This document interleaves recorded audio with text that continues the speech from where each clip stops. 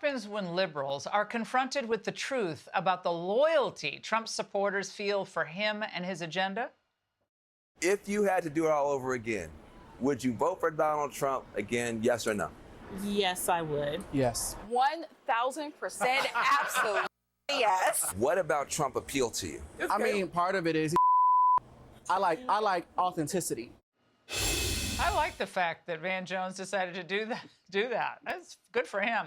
Here with us is Horace Cooper, Project 21 chair, and John Justice, Twin Cities News Talk host. Horace, let's start with you. I found that to be actually refreshing, both that Van Jones decided to sit down with those Trump supporters.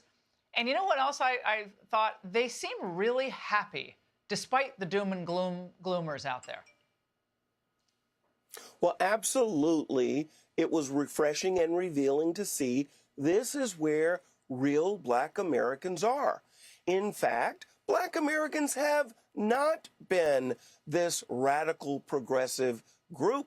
It's these elites, some of whom are Black, but most of whom are white, who push policies that by and large are not popular with Black Americans. Trump's policies are exactly where the mainstream of America are, and increasingly, it's where Black Americans are.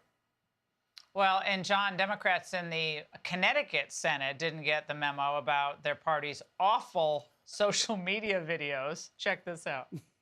I'd rather have 100 bad haircuts than to deal with 100 days of Donald Trump. I would rather have to take 100 scammer calls than go through the last 100 days. I would rather have 100 children on a bus singing 100 bottles of beer on the wall. I would rather sit on Interstate 84 in a traffic jam for 100 hours. I'd rather take the bar exam 100 times than have another 100 days of the Trump administration.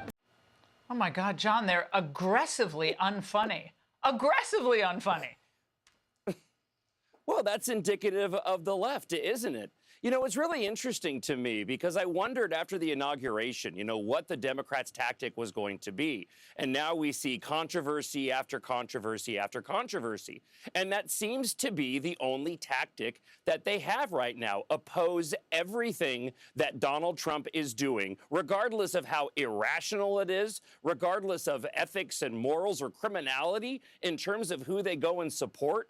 But the clip with Van Jones I thought was fascinating because I think that's indicative of all Trump supporters. They support what Trump is doing, and this may continue to fuel the base of Democrats in their anger towards Trump moving forward. I just don't know how sustainable it is, and I don't think it's bringing anybody new at all to the Democrat Party with this continued just nonstop opposition to President Donald Trump. Yeah, that's actually an excellent point. I don't think it's drawing new voices, new excitement. It's the same. It's just a rerun of the 2016 and 2020 campaigns. It's Trump bad. That's all they basically say. Now, Horace, a former Trump foe has reemerged to deliver some shrill criticism.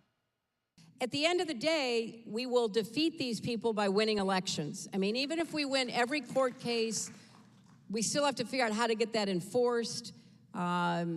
Even if the press does lots of exposés, you're dealing with an administration that has no shame. They don't care that they are, being seen as corrupt or cruel or whatever. That is kind of the brand.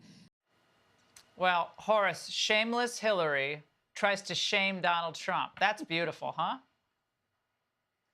This is really sad. This is really, really pitiful, watching what the shell of the world's oldest political party looks like as it begins to collapse.